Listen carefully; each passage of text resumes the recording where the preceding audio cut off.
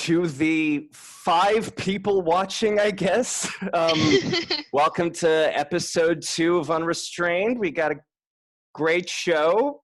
Without further ado, let's get into our first story, which is actually pretty personal to me because I am going to be moving to Massachusetts in a few months for grad school.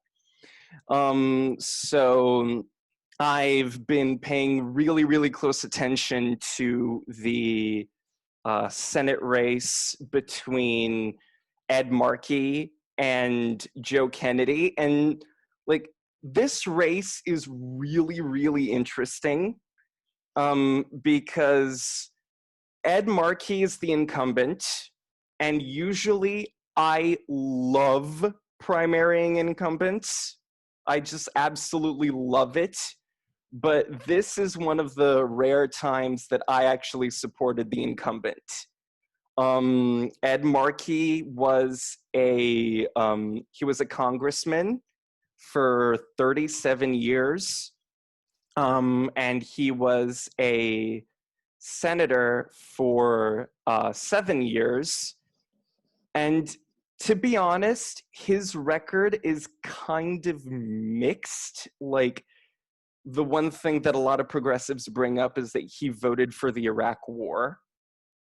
And, I mean, let's be fair, that's kind of terrible. But he actually sort of had a little redemption arc. Like, sort of like a Prince Zuko from Avatar: The Last Airbender redemption arc. And the reason why is he actually is the co-author of the Green New Deal. He co-wrote the Green New Deal with Alexandria Ocasio-Cortez, who we talked about last episode. And yeah, she's great. And he sort of made a point to actively campaign for the votes of progressives. And in every ad, he was basically saying, oh, if you reelect me and Joe Biden gets elected, we are going to force him to sign the Green New Deal.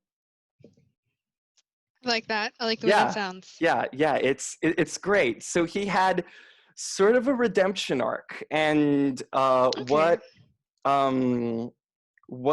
was even more of a reason to vote for him was that he was running against Joe Kennedy III, right?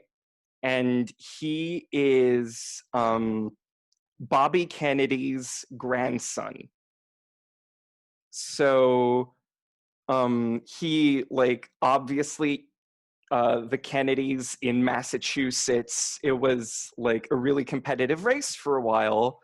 And for a pretty long time, Joe Kennedy was leading because, I mean, like I said, he's a Kennedy and it's Massachusetts. Right.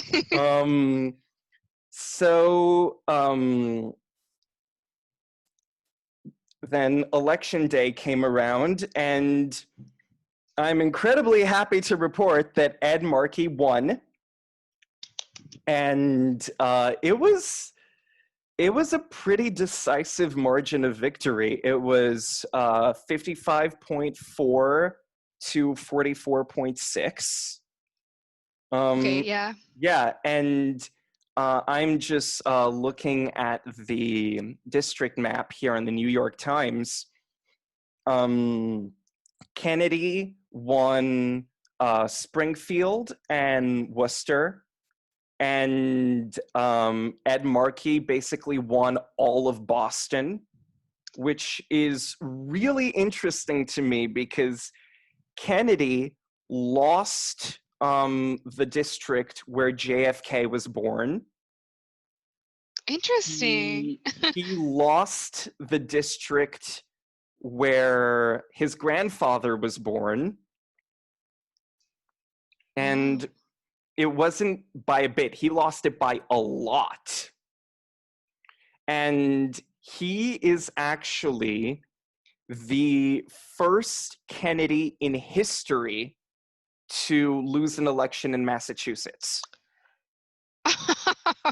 A Kennedy had never lost an election in Massachusetts before Joe Kennedy III. And Dang. there are actually a few angles that I want to talk about this from. And the first, and I would argue the most important, is this tweet thread by Alex Thompson, who's a reporter for Politico, right? So total establishment media. And even he said, and this is a literal quote, Markey could be a model for Dem incumbents in blue states and districts wary of 2022 primary challenges. Publicly support Medicare for All, the Green New Deal, and build a policy partnership with AOC. Some Dem consultants are already talking about giving this advice to clients. On cue, Charles Schumer, is up in 2022. This would likely only apply to safe districts, and swing district Dems this cycle mostly want no part of Green New Deal. So basically, we as progressives are doing what the Tea Party did in 2010, which is basically primary enough of the establishment that they get so scared of primaries that they end up falling in line for what we want. We like that. Yeah, we do. We really, really like that. And so if what a lot of people don't realize, and a lot of establishment politicians don't realize, is that it's not personal with us. Like, it's about policy. If you support what we tell you to support, we'll vote for you. And like the biggest proof of this is the Ed Markey race that we openly campaigned for, a guy who we disagree with on a lot, who voted for the Iraq War because he started advocating for an issue that we really care about, which is the Green New Deal. And another really interesting thing about this race that, like, honestly, it's kind of infuriating, and you can feel free to interrupt me anytime you want. And the really interesting thing about this race is the endorsements, right? So Nancy Pelosi endorsed Joe Kennedy, which was expected. Okay. And like literally the reason she gave was, oh, I worked with his whole family. I worked with his second cousin, Patrick. Like literally, she literally said the word second cousin Patrick. I'm so weak.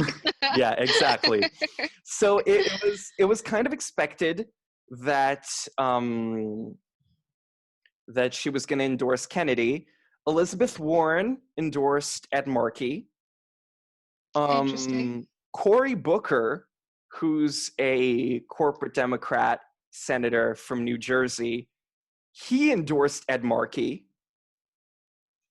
Pramila Jayapal, who is the co-chair of the Progressive Caucus in Congress, she endorsed Joe Kennedy. And the big one, Bernie Sanders, didn't endorse either one. Interesting. Like, did he say why? I mean, he didn't really say why. He was asked what he thought of the race, and he said kind words about Ed Markey, but he said he was gonna stay out of it, which honestly is kind of infuriating because you have the co-author of the Green New Deal, right? And he's running literally against a Kennedy who takes money from fossil fuel companies. Mm-hmm. And you're gonna stay neutral? Like, what? Interesting. It's like it's just so infuriating. And like, what do you think about this? Because I'm just mad at Bernie right now. Yeah. Yeah, you said he didn't say anything about either one, and I just think about the influence that Bernie has in general. Like, Yeah. for him to not utilize that influence in a way that would positively impact Massachusetts is really, it's really selfish. But Yeah. maybe he has his reasons, right? Like, I don't know, but selfish. Yeah, but maybe he does have his reasons. And like, Joe Kennedy said he was in favor of Medicare for all. Like, I don't believe him because everything else about his record, like, he had this tweet that he said, no one should have to face medical bankruptcy in the middle of a pandemic without a lawyer by their side. He So, shouldn't have to like, face it. Exactly. In the first So place. that kind of proves that he isn't really serious about Medicare for all, and the fact that Bernie couldn't see through that is. I've been saying the word infuriating a lot, but it really is. It really is. And also, Joe Kennedy is like really staunchly against any form of legal weed. Interesting. He kept saying like, oh no, if we legalize weed, the cops won't be able to do drug searches in people's homes and people's cars anymore. That's So literally the reason he gave. weed is the only drug that exists? I mean, like, personally, I think we should legalize all drugs, to be honest. Interesting. Why? And like, if you look at like Portugal, right? They legalized all drugs and overdoses went down, drug use went down, drug addiction went down, because you're treating it as a health issue and not as a criminal issue. Mm-hmm. So, That's no, go ahead. no, that's something. That's something. That's Yeah. something that, like, I never thought of that before. Like, Yeah. interesting. I wonder if that would work here in the States. I mean, no, there's really no reason why not, right? Word. I mean, like, you can look it up for yourself. Like, the drug policy in Portugal has been wildly successful. Like, it's actually insane how successful it is.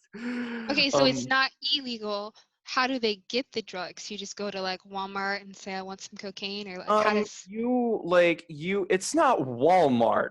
Like, right? I mean, knowing America, it would probably be Walmart. But Oh my gosh. it would be like a rehab center. Like, you could get the drugs from a rehab center, and it would be heavily regulated, like alcohol is. I can see it. Okay. And like, the interesting thing is that all of the problems that are associated with drugs, and I don't want to get too off into a tangent because like we're talking about Massachusetts, but basically all the problems that you commonly associate with drugs would not exist if the drugs were legal. Because you'd be able to regulate them, and you'd be able to basically put the drug cartels out of business because the drug cartels can't compete with legal businesses. Okay, which is why we should legalize weed in the first place. Woo, But that's not what we're talking about. Okay. yeah. So, like, what I think that Bernie doesn't get. And I sort of saw this when he said he's not going to endorse either Markey or Kennedy. That we're doing a hostile takeover of the Democratic Party. You know? Like, keyword hostile. We're not here to hold hands with the establishment and just sing kumbaya with them. Like, we're here to say we're fighting for like these 5 or 6 policies. You either support this or we're going to vote you out. Like, that's what our attitude is supposed to be. Yeah, and that's how it should be. Like, what else are we supposed to do? Yeah, like, because the establishment, they are highly organized. Because, like, Nancy Pelosi, like, she had this big thing where, like, I don't endorse against incumbents because primaries are bad and primaries make the party weaker. The second someone was primarying a progressive, she instantly flipped and she endorsed the primary challenger. Interesting. So they are willing to organize. I mean, they organized against Bernie. Like, do you remember, like, the night before Super Tuesday, all of the centrist candidates dropped out and endorsed Biden at the same time? Wow, I didn't know. I didn't pick up on that. Like, wow. I mean, think about it. Like, they are heavily organized. And if we don't organize too, I mean, nothing's going to get done. Yeah, how are we going to take over the Democratic Party this way? We can't. We're not, yeah.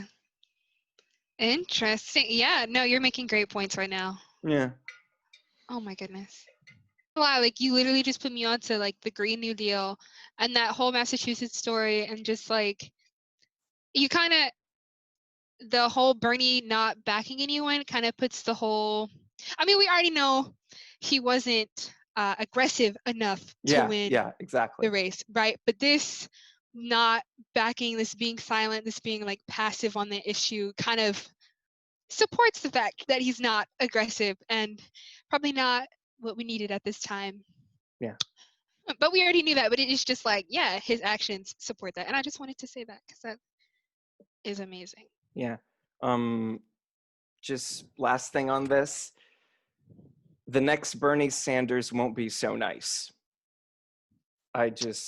Mic drop. Yeah, exactly. I just think we learned a lot from 2020, and I hope the next Bernie Sanders isn't so nice. You got the story Let's up there? end it right there. Yeah, let's end it right there. Okay. Yes. So this story, it kind of ties in with politics. Insofar as it's about the social dilemma on Netflix. If you haven't seen it, shameless plug, go watch it because it's great. It honestly made me super not annoyed. Spawn. Okay. Hashtag not Spawn. Just putting that out there. No one is sponsoring this.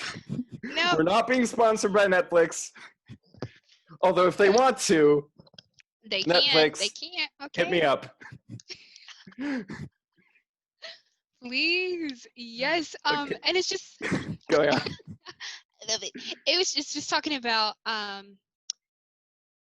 the algorithm. So, right, we know algorithms are just formulas that learn, and then it learns who you are as a human person.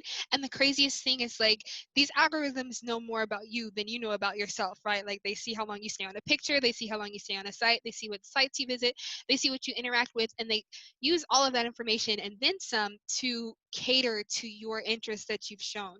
So the reason why this like has to do with the polarization of the internet or of the parties or of people is like, let's say you and I, for example, like the only reason we've connected was through Facebook, and the only reason we connected through Facebook was because we have similar interests. Like, if we didn't have the same interests, we wouldn't even be talking right now. Like, we probably wouldn't even see each other's posts. And it's just wild to me how strong that algorithm is and how strong that polarization is, because I have no idea what the other side is talking about. And this is why it's so easy for right-wing parties to come together and like really organize together, because they only see each other's posts and they only communicate with one another. And I wish we can get into that.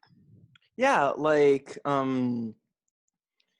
I think like there's definitely a problem with polarization and like the fact that we're all sort of living in our own little echo chambers. Mhm. Like Mhm. if you like I think Obama said something to this effect. It's not like an exact quote, but he said basically if you listen to NPR and you watch Fox News, those are two people like on completely different planets, right? Definitely. And one thing that like a lot of people forget is like even if you are incredibly partisan, right? And you don't agree with the other side on anything. Like I don't think anyone really fits into that camp, but let's say they do. Um you still need to study your opposition, cuz like Yeah. how are you going to um rebut their arguments if you don't know what they are, if you aren't prepared for them? Mhm. Mhm. Like um I like, for example, I'm a progressive, obviously. I think that's very obvious. But like from time to time, like if a Fox News video pops up on my YouTube feed, or like a PragerU video pops up on my Facebook feed, like I'll I'll watch it because if for nothing else, just to study my opposition and like learn how to create arguments against it. Because I, since I genuinely, honestly believe what I believe, I can basically come up with arguments against any right wing argument as long as I'm prepared for it, you know? That's the thing, yeah. Yeah. And you won't be prepared unless you know what they're talking about. Yeah, exactly. Exactly. So even if you're in that little echo chamber and you're happy there, that echo chamber is actively hurting you, you know? Amen. Mhm. Mhm. I think it's crazy that you said like if one of those videos popped up on your feed, because given the algorithm, I highly doubt that it would. Just saying, but like for me, before like mhm, back, I guess in the beginning of the year, like when I was on Facebook a lot because there's nothing else to do because Corona, like. Miss Rona.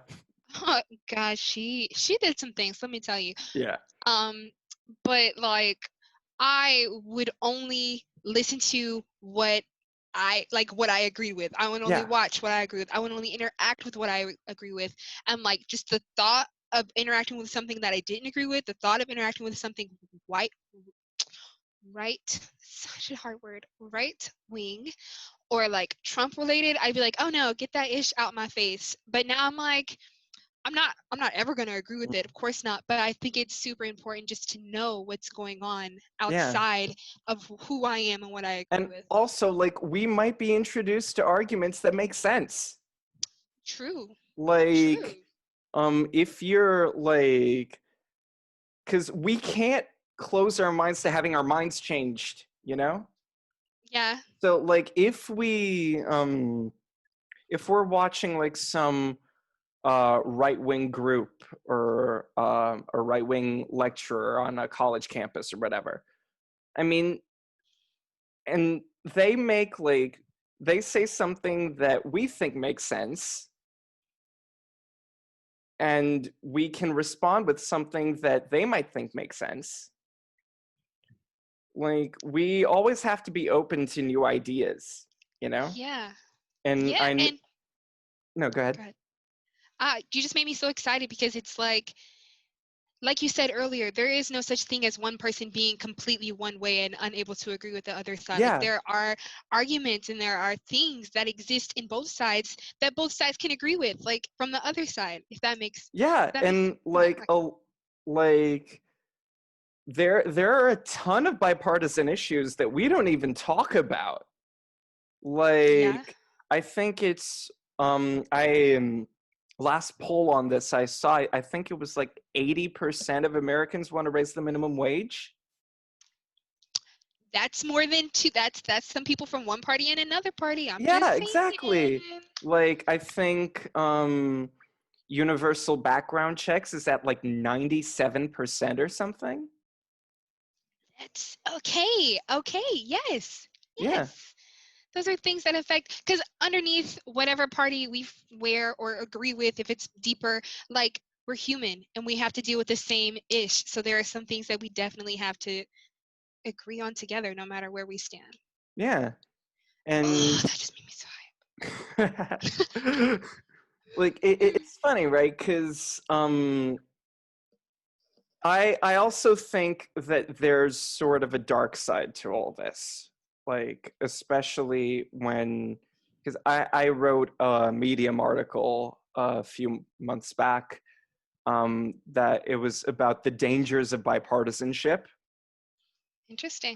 where like basically the whenever Democrats and Republicans agree, it's always to screw you, right? So they're always going to give tax cuts for the wealthy, or subsidies for big pharma or Wall Street or the military industrial complex. Those are bipartisan things. That's capitalism right there.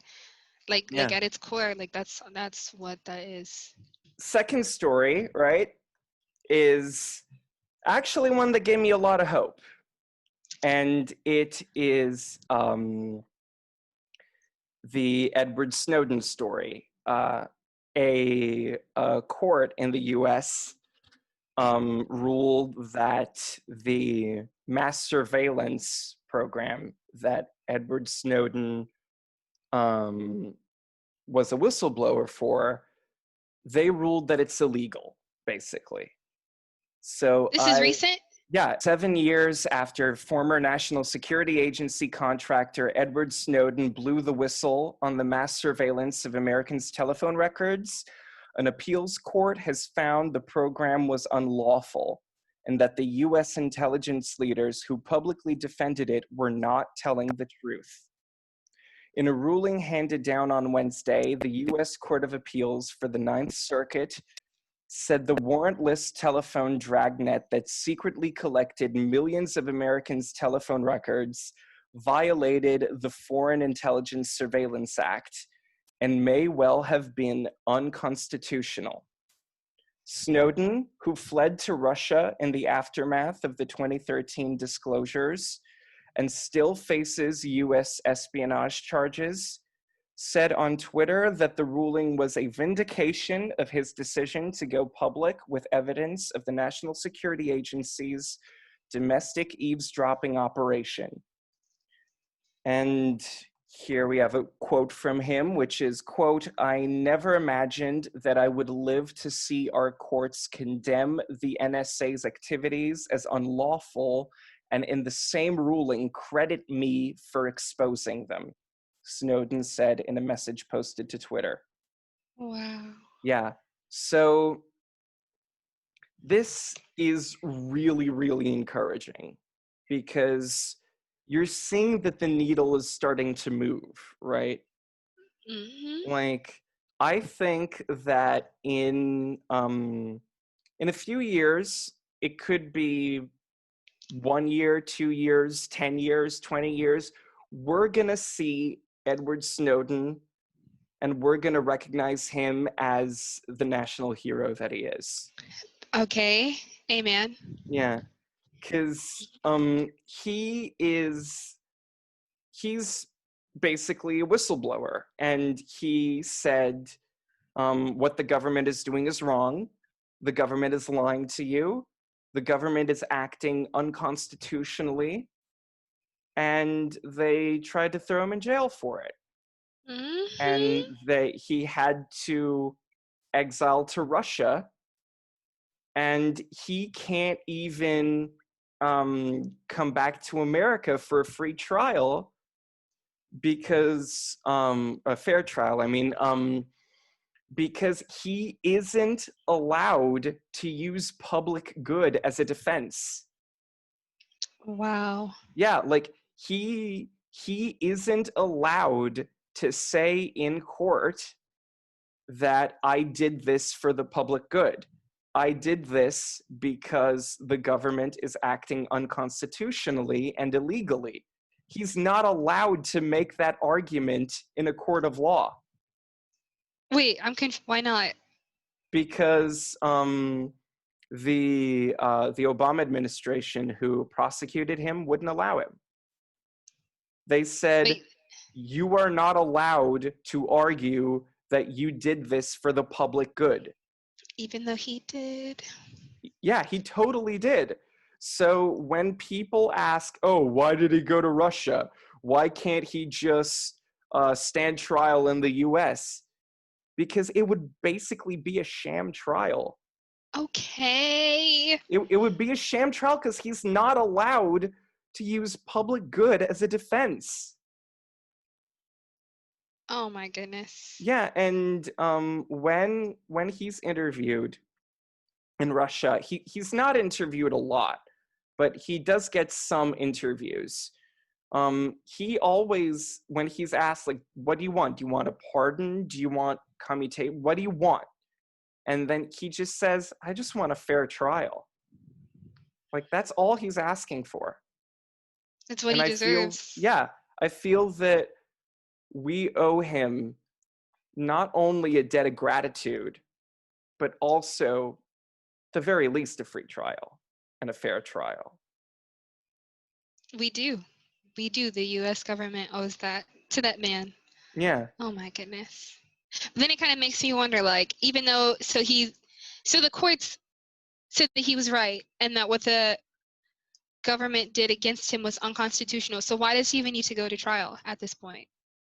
Like, I mean, here's the thing, right? So if you go against the US government, if you embarrass the US government, and if you embarrass like the FBI and the CIA and the NSA and the deep state, they're gonna do everything in their power to take you down. And in fact, I saw this clip earlier today that Glenn Greenwald, who is the editor-in-chief for The Intercept, which is a left-wing blog. Not blog, but it's a publication. He went on Tucker Carlson's show, and the entire show, he was sort of aware that Donald Trump was watching to try to get him to pardon Edward Snowden and Julian Assange from WikiLeaks. Nice. Because Trump has talked publicly about looking at pardoning Snowden and looking at pardoning Assange. Like genuinely, or he's just like talked about it. He's just shooting from the hip. Because got it. Let's be real, he's an idiot. And he's like usually persuaded by the last person in the room. And like a really good example of this is that in 2016, when he ran, he was talking about how he was going to lower drug prices and lower pharma prices. It took literally one meeting with one pharma executive, and he completely changed his tune. I hate that it's all about money. That makes me so fucking mad. Exactly. Oh my God. Yeah. I'm so certain that it was more than a conversation. I'm so certain that like that like bills were exchanged in that effing conversation. That is. Yeah. But it's also entirely possible that that Trump was just persuaded because he was the last guy in the room. Because we know that this was the case with George W. Bush when he Bless his was heart. picking his VP.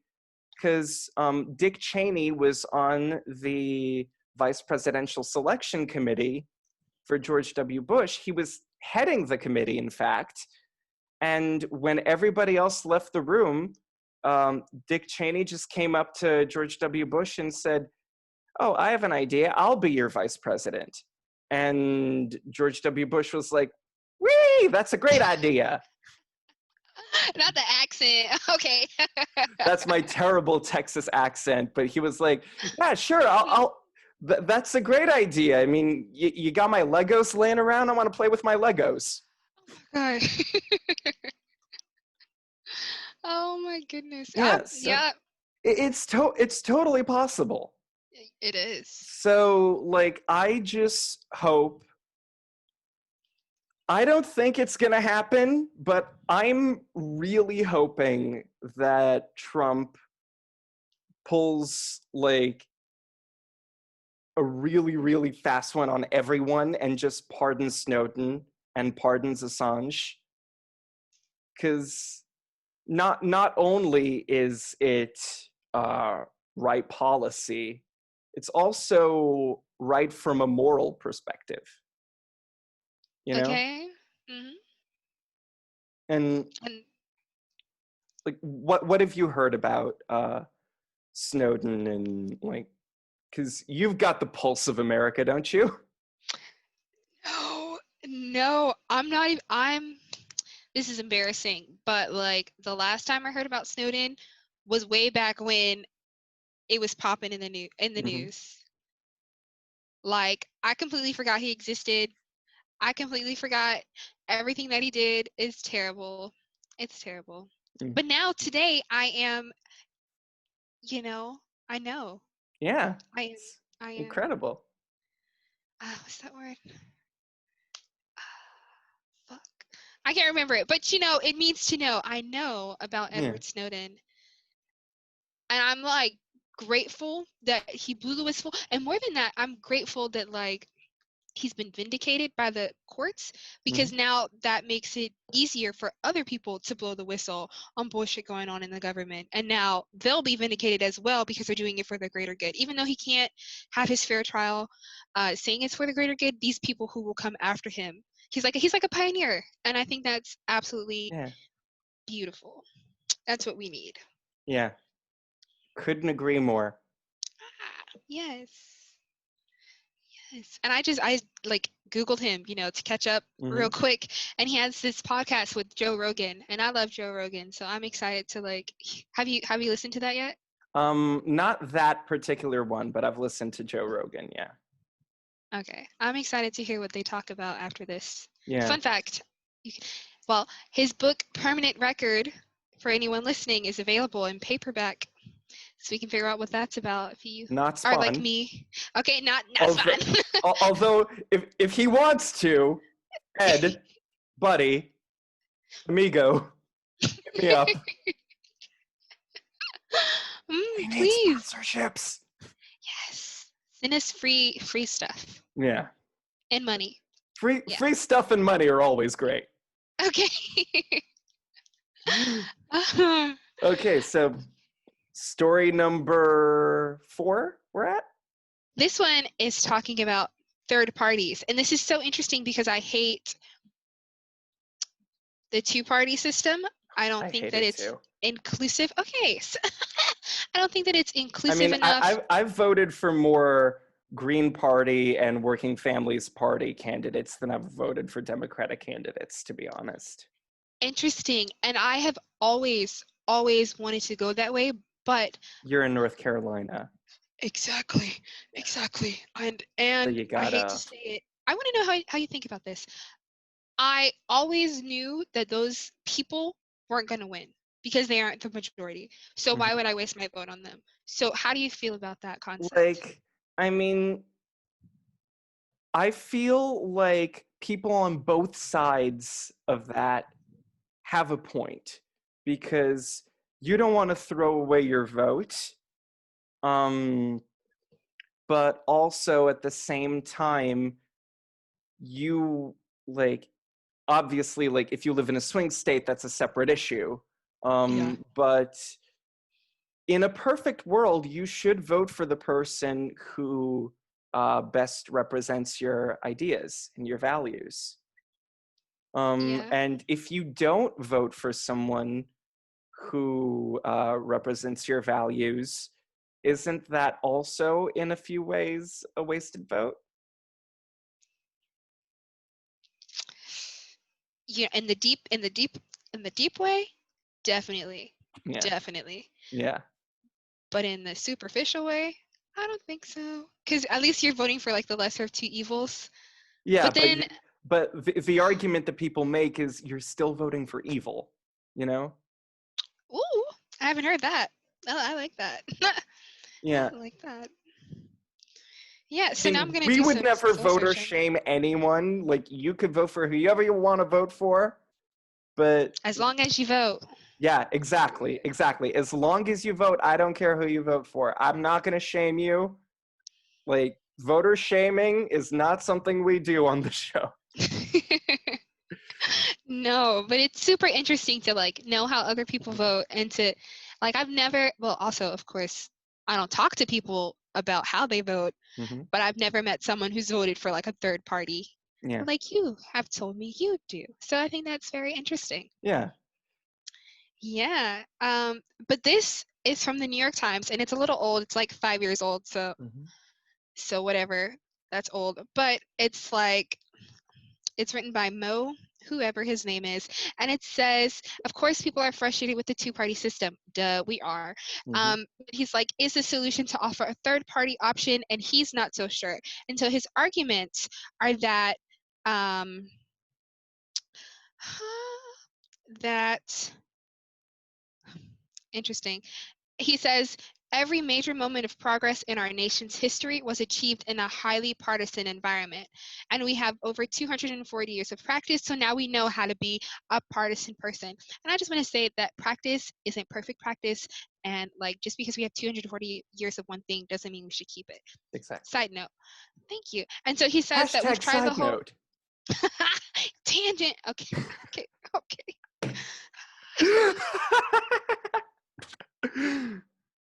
I'm embarrassed. But he says we as Americans have tried the third party approach, and that third party have accomplished one of two things. So they've only done two things in their entirety. They either split the vote and weaken one party while strengthening the other, or they further polarize us by giving a structured voice to an extreme element of society. And it says what they haven't done is give voice to a large movement of Americans or force the two major parties to be better. And at the end of the day, we just need to better our two-party system because third parties aren't a part of the American political DNA. I And mean, how, like, how do you? you know, there is a solution for the vote splitting that he talked about. Interesting. It's ranked choice voting. I don't know. Do you know what that is? No. Basically, man, I'm so glad that we're talking about this, because this is so important. Ranked choice voting is a system that it's basically an experiment that's been going on in, I think, Maine has it, and New York City has it, where instead of you voting for one candidate, you rank your choices in order of preference. So if your first choice candidate doesn't have enough votes to win, your vote goes to your second choice candidate. Or your third choice. Yeah, Or and if that candidate doesn't have enough votes to win, your vote goes to your third choice. And that process continues until one candidate gets an outright majority. Interesting. Have they done this already? Like, has it been Yeah. used in a race? They've done it in Maine, like I said, and New York City, and it's actually really really interesting to see the campaign ads in Maine where they have ranked choice voting, and you have basically candidates forming coalitions and working together and appearing in each other's ads, and they can say, oh, you can vote for me first and her second, or you can vote for her first or me second. And so it sort of forces candidates with similar ideologies to form coalitions and work together. Ranked choice voting basically ends this idea of third parties splitting the vote, because that can't happen. Because if you, let's say 2016 candidates, if you vote, if your first choice is Jill Stein and your second choice is Hillary Clinton and your third choice is Gary Johnson and your fourth choice is Trump,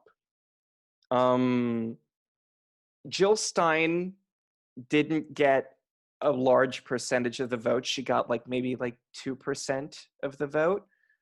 So the people who voted for Jill Stein would have had their votes go to their second choice, which for me would have been Hillary Clinton. For others, it might have been Gary Johnson. For others, it might have been Donald Trump. There are green to Republican voters. I don't get it, but they exist. Right? Yeah. It's like people who voted for Bernie and then switched to vote for Trump. Like I just, That's confusing. yeah, I like don't see that. there's I don't want to start any beef here, but there is a political commentator on YouTube who will not be named, H.A. Goodman, that Oh, he used to support Bernie. He was like hardcore for Bernie, and now he's like a MAGA guy, and he wears a MAGA hat in his videos, and he's a whole other thing that. do you think it could just be for views? Is that, I mean, that's, I Oh, mean, it might totally, not, but do totally. you think, He's a total okay, grifter. He's a total grifter. then we have nothing to say to him. It Yeah, doesn't matter anymore. exactly. But yeah, Yikes. so if you want to end this thing with vote splitting, all you have to do is support ranked choice voting. It's that simple. Okay, sir, how do we get ranked choice voting? Okay, so how you get ranked choice voting is you petition to have it on the ballot in your state, and I think Massachusetts is doing this. Like they're Um, petitioning right now, or they have it, or they're about to get it? it's gonna be on the ballot in November. Nice. Massachusetts, vote! And that's how New York did it. That's how Maine did it. So yeah, ranked choice voting. It's awesome. Word. Yeah. Yeah, I'm gonna have to do that for North Carolina because Yeah. this is ridiculous. Yeah. And but what are your thoughts on the New York Times article that you read? Oh yeah. Oh yeah. So I've been like, talking for way too long, haven't I? yes. No, you have, but it's all been good stuff, and I've been listening, so it's you're good. It's like on it, like no jokes, for Mm-hmm. real. Yeah. Sincerity. Okay, but like, so for me, this is kind of the whole listening to the other side, so that way I can have a better opinion or whatever. Because I have always, like, ever since freaking middle school, when I learned about the U.S. government, and I'm sure I learned in elementary school, but I wasn't paying attention. But like, since middle school, and I learned like George Washington didn't want the two-party system, I was like, well, shucks. I don't want the two-party system. So I've always been against it since a child, like even if I didn't understand it. And then I read this article and I was like, interesting. He's making some really valid points. Like, yeah, they do split the party, or yeah, like you are kind of wasting a vote if that happens, or yeah, like we have been doing this for a long time. But after reading it and thinking about it, I'm like, we can do something different.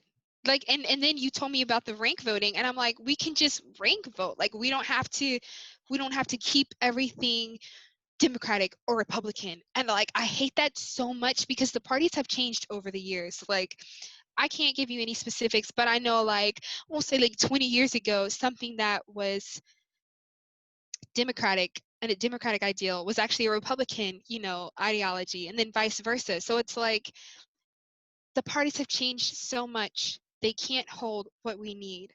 So we should stop depending on them so heavily. And that is where I think the rank voting comes in, because then we can depend on other parties to fill the needs that the two parties, they, like, it just doesn't work. And then you said we should vote how we, like, with what we agree with. Yeah, And vote your conscience, basically. exactly. And we should do, and like having the two-party system doesn't, for me at least, it doesn't allow me to do it, because I'm like, oh shucks, they're so small, like, but like, yeah. Did I answer your question? I feel like I just You went did, you everywhere. did, you did. Okay, cool. Yeah, cool. But that's all I have to say about that New Mhm. York Times article that's 5 years old. Maybe he'll change his mind after watching this YouTube video. Maybe. We know you're watching. I'm so weak. Okay. So, now on to my last story of the week, which is kind of a breaking news story, and it comes from my home state of New York. And it's about the New York Working Families Party. They're and it's actually good that we were talking about third parties, because they are one of the most influential third parties in New York. Like, they're extremely active in New York. I applied for a job there. I didn't get it, but I'm not salty. Um, So here we've got the New York Times, why a progressive New York party is fighting for its survival. And it's written by Dana Rubenstein, or Rubenstein. So here we got, just months after progressives in New York State concluded one of their most successful primary seasons in history, a political party representing their interests is fighting for its survival. The Working Families Party is about to launch an expensive campaign on its own behalf, using resources that would normally go toward its chosen candidates, like Jamal Bowman and Mondaire Jones, who are running for Congress.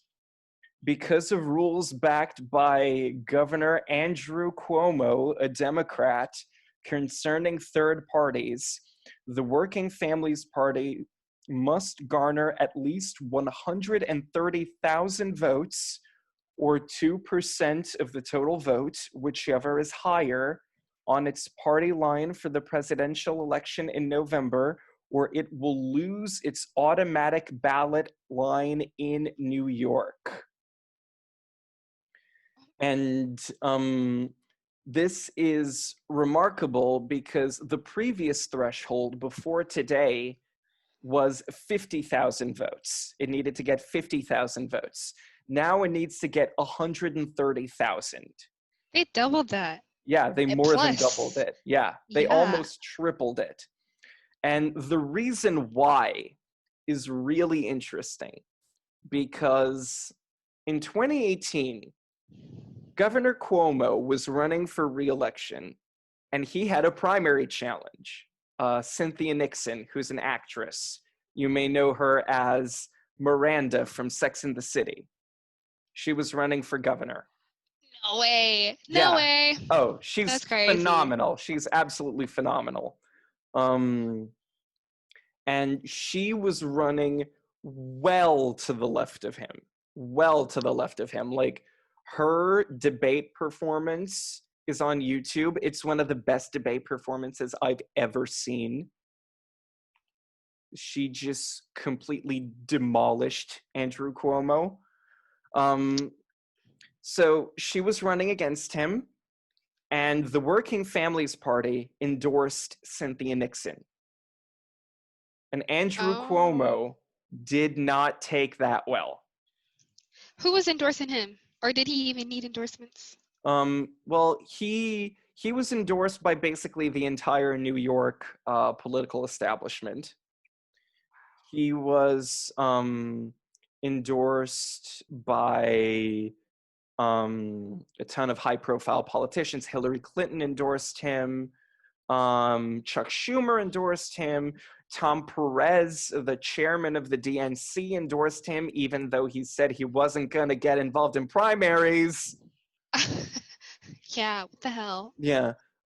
So, and Cuomo was also benefited by the fact that um, Bill de Blasio, mayor of New York City, who's generally considered to be pretty progressive, didn't endorse either one. And Bernie Sanders didn't endorse either one. We aren't expecting him to endorse anyone anymore. We don't care. Yeah. Next. And what's interesting about that is, just a quick tangent, that Bill de Blasio didn't endorse Cynthia Nixon, even though it's a well-established fact that de Blasio hates Cuomo. Like, de Blasio and Andrew Cuomo, not only are they sworn enemies, but Cynthia Nixon literally worked on Bill de Blasio's campaign. He didn't even. Mm, Yeah, he didn't even endorse her. yeah.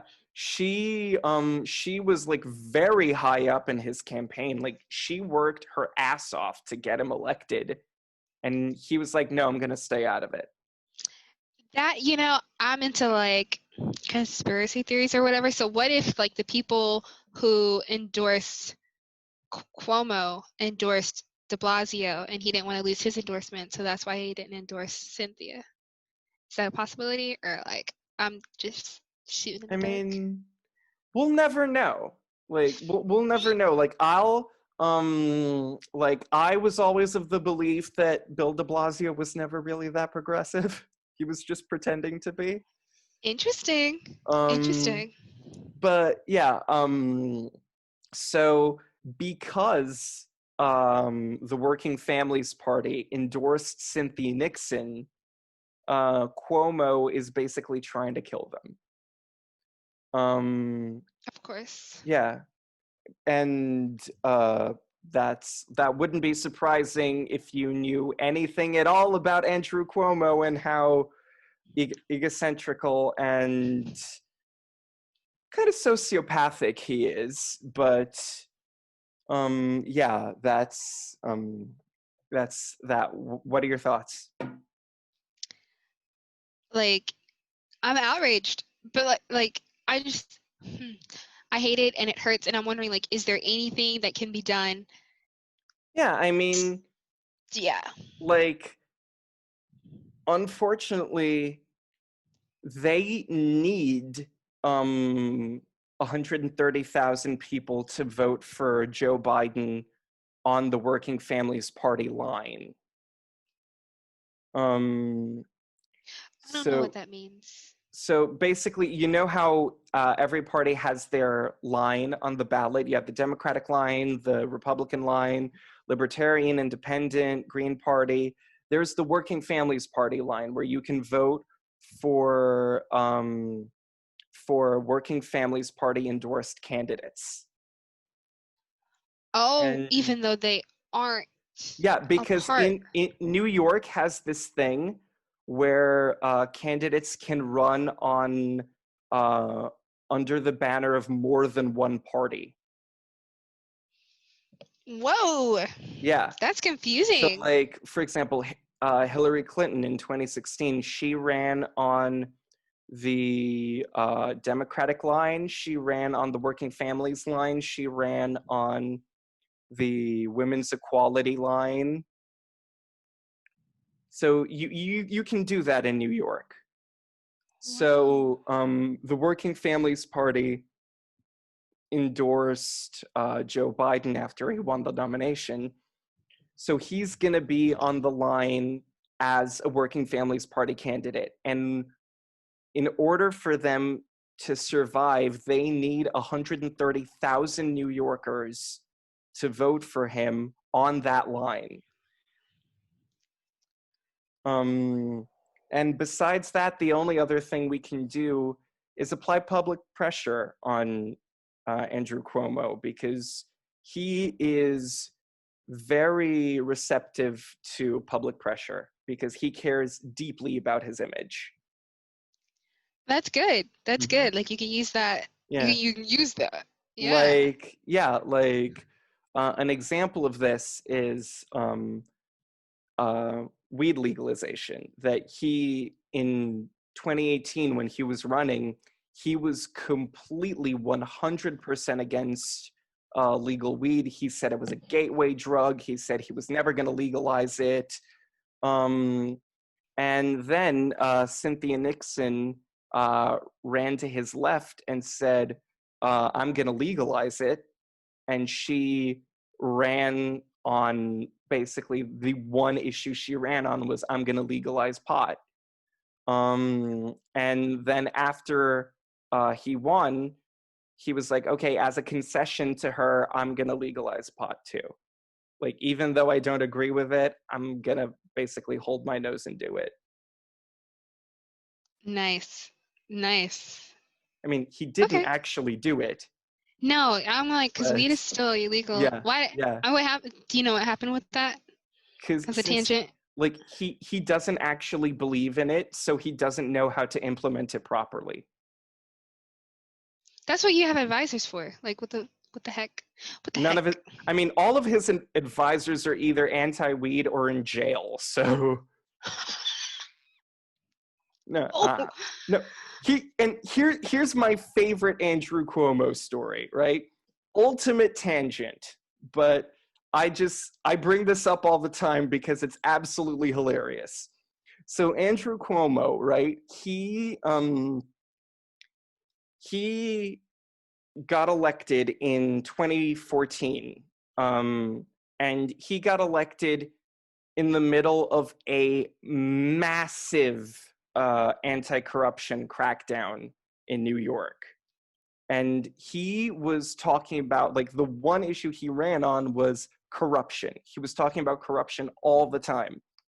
So when he got elected, he set up the Moreland Commission to investigate public corruption, which was basically this independent commission that was supposed to investigate corrupt public officials. And then, as soon as the Moreland Commission started to investigate him and his government, he immediately disbanded them. And then what happened? Yeah, and he was confronted about it, and he said, I mean, what do you mean? It's my commission. I can disband it whenever I want. It's my commission. Sir. Yeah. Wow. So that kind of shows more that he just told on himself. He told on himself. He should have let him do it. Yeah. He just told on himself. Andrew Cuomo is not your friend. Don't vote for him. Not sponsored. Yeah. Anti-sponsored. Yeah. Vote for Baby Yoda. There we go. There it is. Yes. Oh, okay. He could get all How the votes. good is The Mandalorian? So you haven't seen it. I haven't watched it. Oh, but I've seen Baby Yoda. Dude, what are you? Watch it. Season 2 is about to come out. It's so good. Watch it. Okay. Someone else has to convince me. No, JK. Okay. So yeah, that's it. Save the working families party. Anything else you want to add? Save the working families party. Hell yeah. Don't like big government take over. Yeah. Yeah. Heckin' right. Yeah. All right. And Last then I guess story of the day. all right. This one is once again about polarization and social media, because I like social media is such a big part of our lives now. And now that it's so I genuinely believe it will continue to be a big part of our lives. And like the computers and the algorithms that know us and feed us information will forever, okay, maybe not forever, but will for the foreseeable future influence who we are as people. So that's why I am so stuck on this topic, because it's a very influential and important topic in general, but definitely to me. So this one talks about echo chambers. It says echo chambers are an inevitable consequence of social networks that include actors on a mission to persuade you. Too often, though, those actors are machines, which back to the first story I shared about the social dilemma, we see that in the movie or the documentary, like people who worked on Facebook and built these algorithms, who worked with Google and built these algorithms, like they say, the algorithms learn who you are and they just keep feeding you stuff back. But it's really good because, as you said, we're all in our own little worlds, and it is my personally curated version of reality. It's a constantly shifting mirage evolving in real time, depending on my likes and dislikes and what I share. This is real good. It's got research. So it says a recent Pew Research Center study found Black social media users are more likely to see race-related news. The Mueller report suggests Russian efforts against Hillary Clinton targeted Bernie Sanders supporters. In October 2016, Brad Parscale, which was President President Trump's 2016 digital director, who is now the 2020 campaign chairman, told Bloomberg News that he targeted Facebook and media posts at possible Clinton supporters so that they would sit the election out. So like as I'm reading this story so I can talk about it, some more this just goes to show that people in these very powerful positions, people running campaigns, people in government, like they know about this. They know that what the algorithm is, and they know how to target you so that way you can act in a way that best benefits them, like Parscale did when trying to get the Clinton voters to sit out.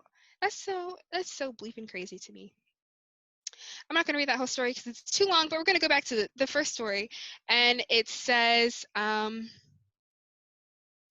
man who spent more than $9.2 million on Facebook ads for Trump 2020 campaign.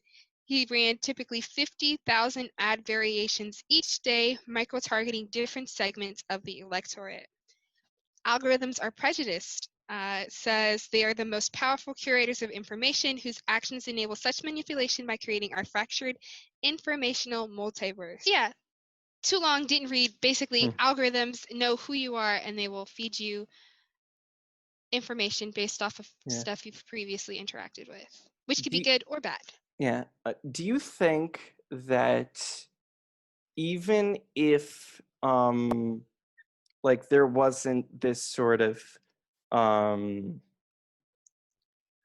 like digital marketing and basically targeting ads at specific people to maybe make them stay home or vote one way or another, do you think that made a difference? Oh, like in voting? And like, do you think that people can be swayed by Facebook ads? Yes. And I don't even know if it's like ads per se, but more like posts. And probably not super swayed right away, but I do believe, like, especially for me, like, to see the same message or similar messages over time, like consistently, like it plays with your psyche, and suddenly you're thinking like, oh, maybe that is what it is. I got an example. I don't know if it's the best one, but like for coronavirus, when I first learned about that stuff, I was scared. Like I was scared. Like I don't even remember how I first learned about it, but I was like, oh shoot, this is terrifying. And then I get on Facebook and I see like lots of memes making fun of the virus, lots of memes talking about like, oh, if this was real, then this would happen or that would happen. Just really like making it smaller than what it was. Mm-hmm. And little old me fell privy to those beliefs. I started thinking like, oh yeah, this is small. This is no big deal. This is something made up, or this is just something used to scare you into being scared. It's like a fear mongering tactic. When in reality, I mean, no lie, I think a lot of the stories that I saw were pushing the fear to like this crazy, crazy thing. But like coronavirus is real, and it is big, and it is affecting lives, and it is killing people, and it is something to take seriously. But I didn't know that because I was over here laughing at Facebook posts, kind of belittling it. So I to answer your question, long story short, I do think that those posts have an impact on the way people behave. But does it have an impact on the way people vote? Oh, definitely. And the only reason I say that is because of like the information they Mm-hmm. receive about whoever, whatever, that information impacts how they see the people who are running, and then that impacts how they vote. Mm-hmm. Definitely. Like another example, I like have seen some smear campaigns against Clinton back when she was running, Yeah. and that kind of made me be like, oh wait a second, is this really the best choice? I mean, was she? Not really, but was she better than Donald Trump? Definitely. So Low bar, like but she clears it easily. okay. Oh, okay. Extremely low bar, but she Extremely clears low it. bar. We got to give her credit. She clears it. You go, Hillary. We know Yeah, and you're that just watching. I cannot. Yeah, because Hillary Clinton's watching this. Oh, Watch we her know it. respond like an hour after this goes up. Can you imagine? Like, hey, Hillary. How's that voting for the Iraq War going for you? Not so well. You said not so. I didn't think so. Oh, but another important thing, is that they say fake news or like fake news, but like falsehoods. I like that word better. Travel faster than real news because they get the most like clicks. Like they which of course makes sense. Like we know that, but those falsehoods, people don't know they're false. So they're over here like making decisions and choices based off of that false news that was given to them from the algorithm from Facebook, whether it's like an ad or like a post from a friend or whatever. And that impacts the way that people vote. Yeah, like and walk through the world. Yeah, like when I was a kid, I hate that I'm bringing this up, but like my mom used to read a lot of those children's books that Madonna wrote when she was going through her spiritual phase. I didn't know that. Yeah, Madonna was a children's author for a while. It was That makes me so happy. yeah, it's kind of weird, but there's one book in particular where there's a kid who starts a rumor about someone, and then like the rumor spreads out of control, and he says like, oh, I had no idea that it would spread, or like it's not that bad that it spread. And so someone takes him to the top of a mountain on a windy day with a feather pillow, and rips open the pillow and says to the kid, try to catch all the feathers. I like that. Metaphor. Yes, we live for them. Yeah. Oh, wow. And that's so heckin' true. Yeah. That's so true. Like, you can't, once it's out there, you're not getting it back. Once Yeah, that idea, you can't put the genie back in the bottle. Like once it's out, it's out. Like what we talked about with Snowden. Once that information's out, it's out. it's out. Yup. Yup.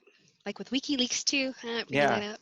Yeah. It's out for the good of the people. But yeah, there are also some things that are out that aren't for the good of the people. Yeah. Yeah, exactly. Yeah. So that's all I had to say about my my story. Anything you'd like to add? I think we're good. I said, I mean, I did a Madonna analogy. What more do you want from me? That's it. We can cut it. Cut it right there. Yeah, yeah. Cut the cameras. Wow, I See you in I 2 weeks, googled it. guys. Okay. But that Bye-bye. makes me